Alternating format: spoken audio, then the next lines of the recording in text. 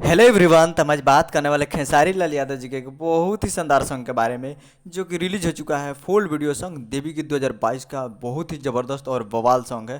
तो आप लोग अभी तक नहीं सुने हैं तो आप लोग जाकर इसे सुन सकते हैं।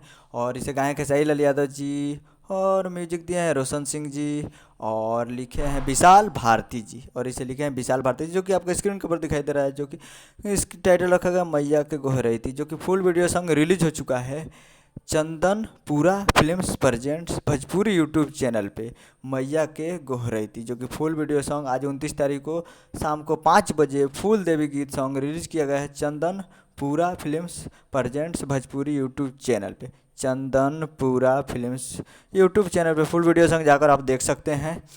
जो कि बहुत ही ज़बरदस्त वीडियो सॉन्ग है। जाइए और फुल देवी गीत सुनिए और प्यार दीजिए।